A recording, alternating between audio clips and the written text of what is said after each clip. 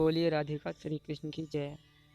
भगवद गीता का प्रथम अध्याय शेष ग्रंथ की भूमिका जैसा है। द्वितीय तथा तृतीय अध्याय में जिस आध्यात्मिक ज्ञान का वर्णन हुआ है वह गुप्त कहा गया है।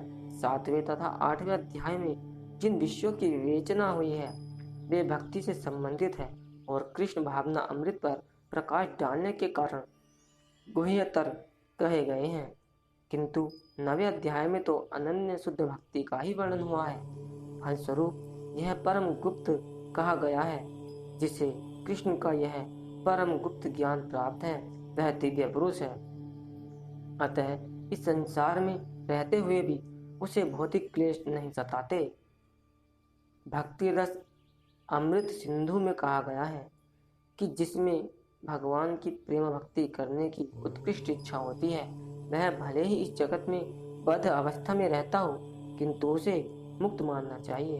इसी प्रकार भगवद गीता के 10वें अध्याय में हम देखेंगे कि जो भी इस प्रकार लगा रहता है वह मुक्त पुरुष है। इस प्रथम श्लोक का विशिष्ट महत्व है इदम ज्ञानम।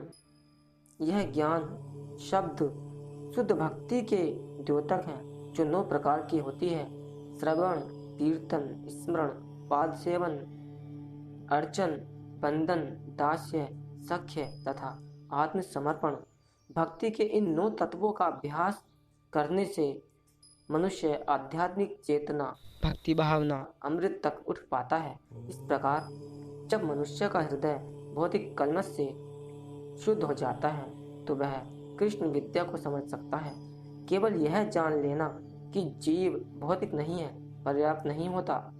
यह तो आत्मा अनुभूति का शुभारंभ हो सकता है किंतु उस मनुष्य को शरीर के कार्यों तथा उस भक्त के आध्यात्मिक कार्यों के अंतर को समझना होगा जो यह जानता है कि वह शरीर नहीं है। बोलिए राधिका श्री कृष्ण की जय। 7वें अध्याय में भगवान की ऐश्वर्यमय शक्ति, उनकी विभिन्न शक्तियों परा तथा अपरा तथा इस भौतिक जगत का वर्णन किया जा चुका है। अब 9वें अध्याय में भगवान की महिमा का वर्णन किया जाएगा।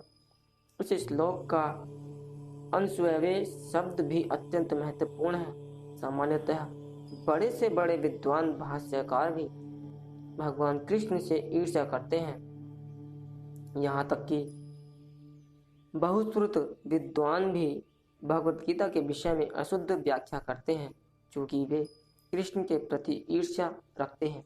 अतः उनकी टीकाएं व्यर्थ होती हैं। केवल कृष्ण भक्तों द्वारा की गई टीकाएं ही प्रमाणिक हैं। कोई भी ऐसा व्यक्ति जो कृष्ण के प्रति ईर्ष्यालु है ना तो भगवद गीता की व्याख्या कर सकता है न पूर्ण ज्ञान प्रदान कर सकता है।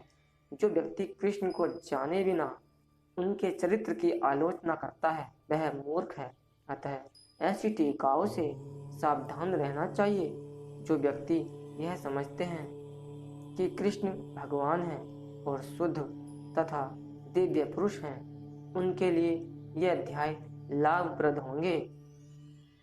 यहाँ टीकाओं का अर्थ अनुवाद से है। बोलिए राधिका श्री कृष्ण की जय।